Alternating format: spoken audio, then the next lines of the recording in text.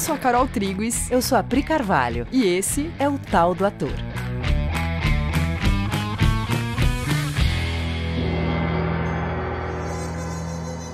E aí, galera? Oi, gente. Vamos trocar? E aí, galera? Oi, gente. Olha que ousadas. Tudo bem, amores? Como vocês estão?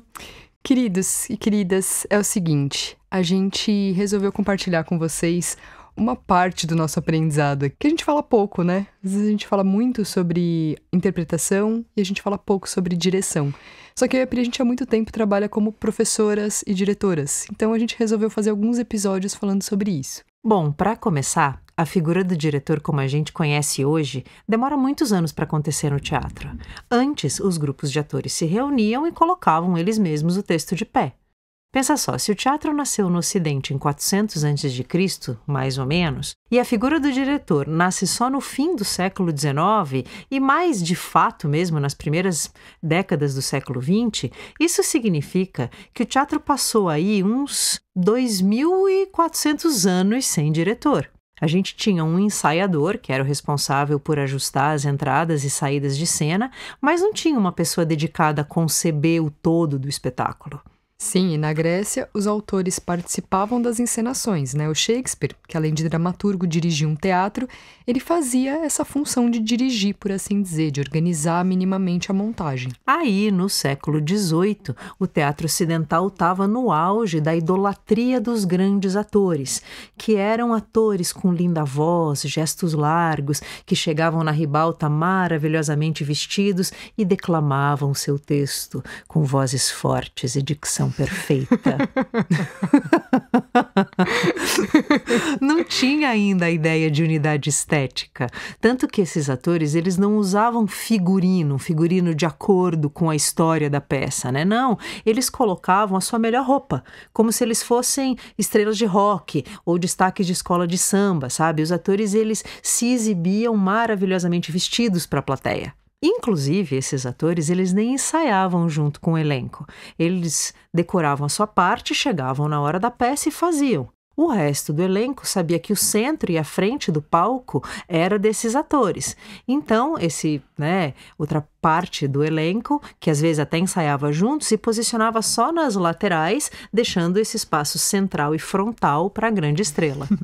E esse jeito de fazer teatro foi levado às últimas consequências até que uma reação a essa estética emerge, dando origem ao teatro como a gente conhece hoje, né? Onde uma pessoa, o diretor, que é um artista, vai dar a unidade estética à obra e conduzir os atores e tudo, luz, cenário, figurino, interpretação, tudo vai estar coordenado numa única direção, pensando em gerar uma experiência para a plateia. A ópera, que nessa época já tem a sua linguagem mais desenvolvida, é inclusive uma grande inspiração para os grandes diretores, né? No que diz respeito à geração de uma unidade estética assim potente, capaz de gerar uma experiência impactante na plateia. É legal olhar para isso, né? Quando a gente entende por que uma coisa surgiu, que necessidade ela veio atender. Você ganha clareza do para que ela serve, né? Da função. Nossa, muito. De cara a gente entende que o diretor é um artista. Inclusive, a maioria dos grandes diretores eram atores, começaram como atores, né? E esse artista, ele tem a função de coordenar todos os outros artistas para que a peça ou o filme conte uma história coesa esteticamente, né? Coesa em termos de mensagem, em termos de enfoque, e possa, assim, de maneira mais fácil, gerar a famosa experiência transformadora na plateia. Sim, e esse artista é o olhar de fora do ator, né? É quem garante ao ator poder mergulhar no seu trabalho sem se preocupar sozinho em como aquilo está chegando para a plateia e tendo quem alimente ele com feedbacks e ideias. A gente tem um episódio que fala sobre isso, inclusive, né? O episódio 17, se quiser, corre lá. Sim. Bom, o diretor, então, ele trabalha em colaboração. Pensa só. O diretor, ele não executa nada diretamente com as próprias mãos. Não, ele sempre coordena e colabora com outros artistas que são quem fazem as funções diretamente.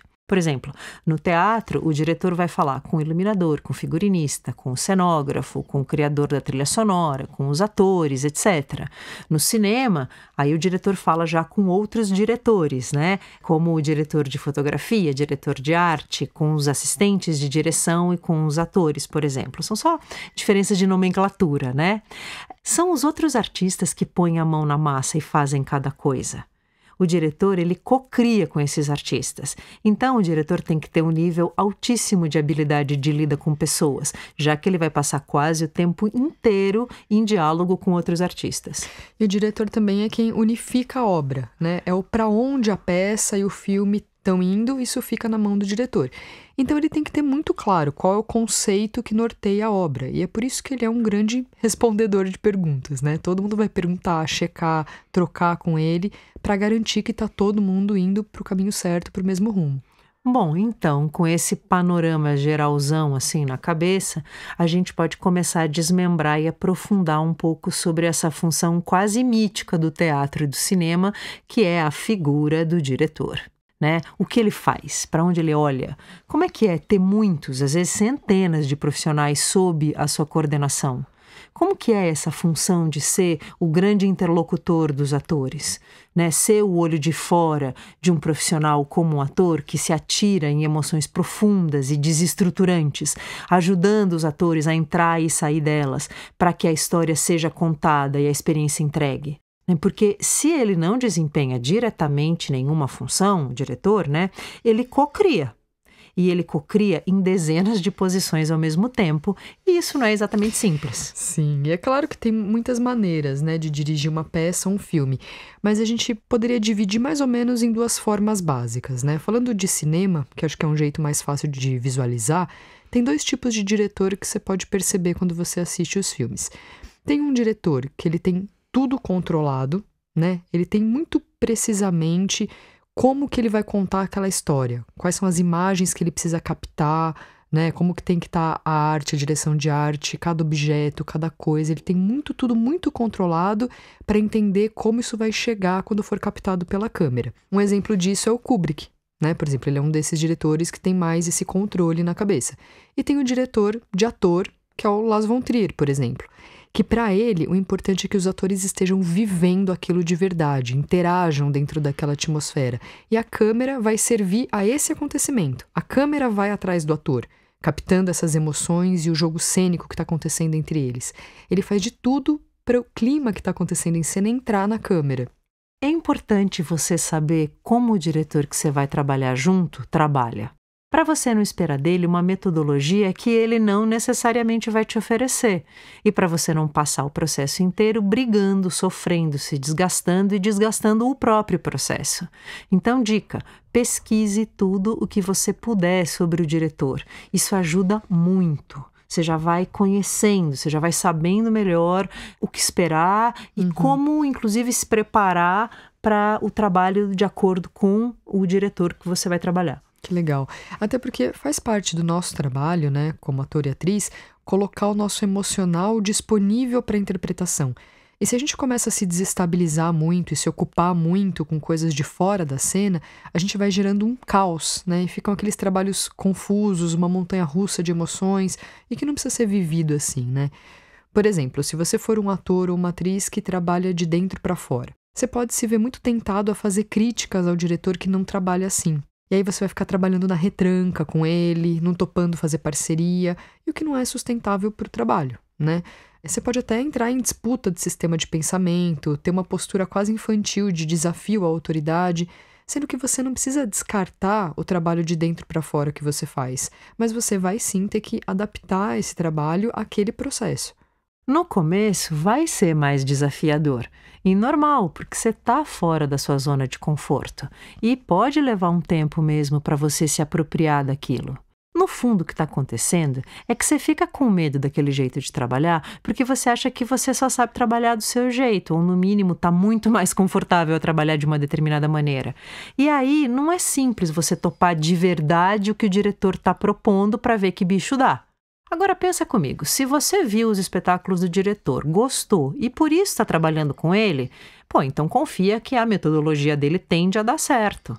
E pensa também que, se você está habilitado para atuar, se você é um ator, confia que você vai saber se virar. Num primeiro momento, só topa, testa, aprende com o diretor, aprende com o processo. Até porque você vai ter todo dia um momento de ir para casa e estudar. E aí você vai testando, fazendo os ajustes que você precisa. Você vai se entendendo no processo. E tem o inverso também, né? Tem o ator que constrói mais de fora para dentro e que quando ele se depara com um diretor muito mais focado em esperar que os acontecimentos rolem dentro do ator, né? E entre os atores, deixando que as marcações aconteçam e demorando para estruturar o espetáculo formalmente, também tem ajuste para fazer. Né? Porque aí é fácil o ator ficar inseguro, achando que o trabalho nunca vai ficar pronto ou que o diretor não está prestando atenção nesses aspectos e que o ator então vai ter que dar conta sozinho. Mas é só uma metodologia que não bate com a que o ator está mais acostumado, né, também. E de novo, o ator pode se ver tentado a entrar numa postura de crítica e desconfiança que só vai ser enlouquecedora para o ator e vai indisponibilizar ele emocionalmente. Teatro e cinema é um trabalho de equipe, né? E nem sempre você vai estar na sua companhia de teatro onde todo mundo tem uma identidade de trabalho. Aí você, ator, atriz, diretor, diretora, vai ter que aprender a conversar, vai ter que fazer as perguntas devidas para entender como os seus parceiros daquele momento trabalham. E aqui mora a chave do inferno ou do céu de um trabalho de equipe. Sim. Se a comunicação for realizada com sucesso, céu. Se a gente começar a encrencar na hora de se comunicar, inferno. E a encrenca acontece quando a gente está mais interessado em manter o que a gente pensa do que encontrar um lugar comum onde aquele trabalho possa rolar. Nossa, sim. E no que diz respeito à direção, essa pessoa precisa muito se comunicar, né? E numa produção artística tem uma coisa que ajuda a deixar muito claro se você se comunicou ou não, que é o resultado.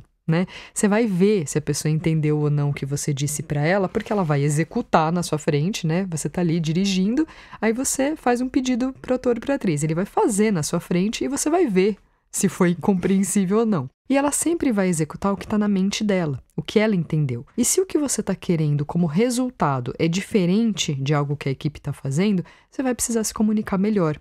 E a gente está falando isso porque é nessa hora que a gente vê a pessoa se irritando, perdendo a paciência de ambos os lados, né? Direção, atores, equipe, quando o que está acontecendo é que a gente só não conseguiu se entender ainda. O que junta com a falta de tempo, né? E pronto, tá feito o inferno. Porque, na verdade, usar o tempo para se comunicar economiza tempo, porque é menos refação, menos estresse. Eu tive um diretor que dizia nada mais prático do que uma boa teoria. Ele sempre explicava detalhadamente a visão dele, o porquê ele ia fazer daquele jeito, ia pedir, né, para a gente executar X ou Y. E isso, de fato, economizava tempo de refação. Nossa, sensacional. Só que nem sempre é simples se comunicar, né? Comunicar uma coisa que está na mente do diretor ou do professor. Porque muitas vezes é uma sensação, né? Não é uma coisa assim, né? Pega aquela almofada e coloca na outra cadeira. Aliás, quase nunca é assim, né? Né? Quando é só uma marcação, assim, até é mais simples. Mas nem sempre também, né? Às vezes sim, às vezes não. Mas às vezes é uma sensação, às vezes é uma imagem, às vezes é uma coisa subjetiva. E dá vontade de fazer um Bluetooth, né? Para dar acesso pro outro do que tá na nossa cabeça nessa hora. E, de certa maneira, é possível a gente fazer esse Bluetooth. A primeira coisa para isso acontecer é a gente ter consciência de que nada, e eu repito, nada é óbvio. Dica de ouro, gente. Nada é óbvio.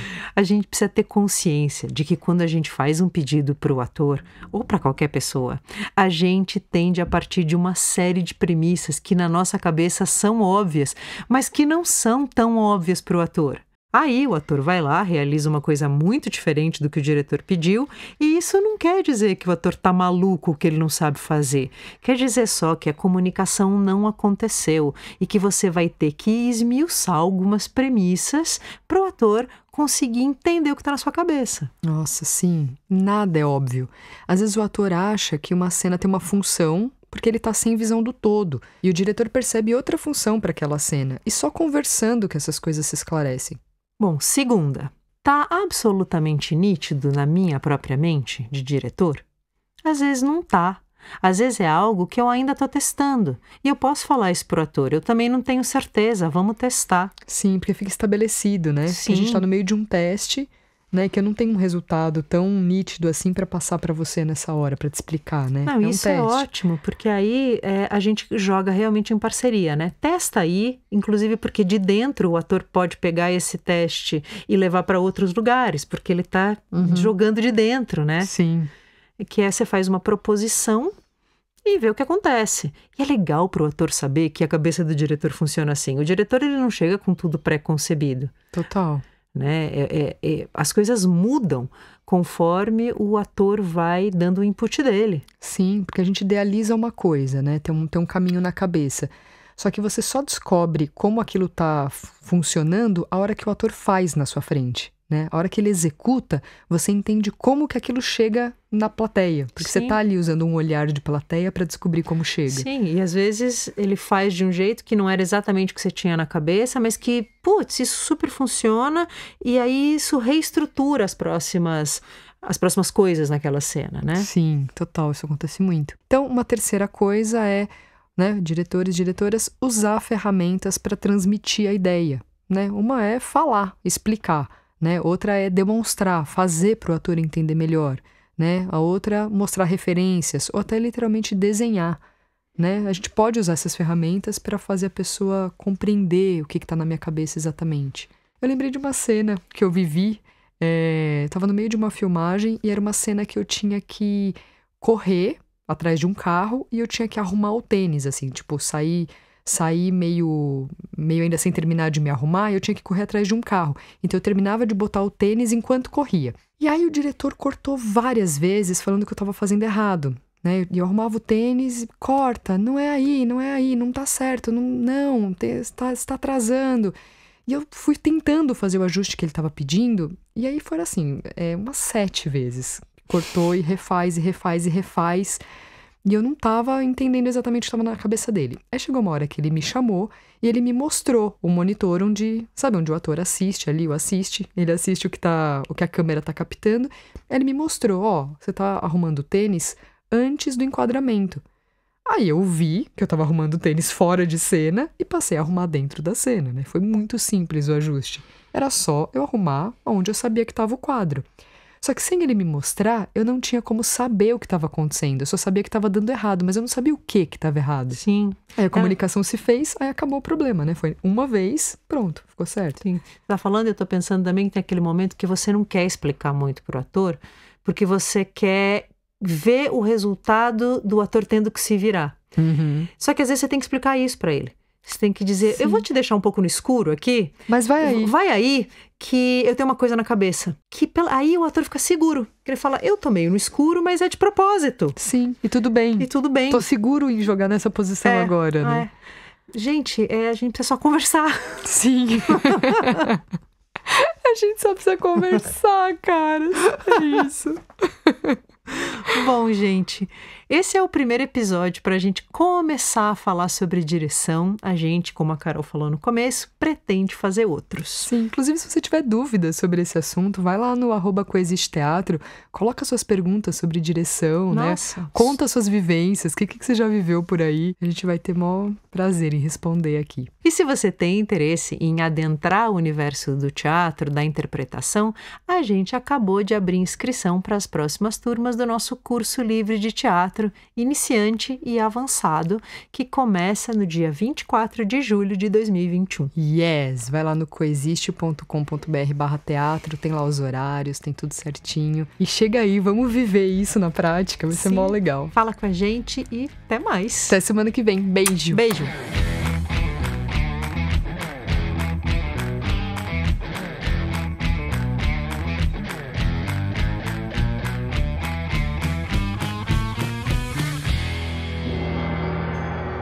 Eu vou querer ler esse trabalho de novo, eu vou ler esse parágrafo. Vai. Vai.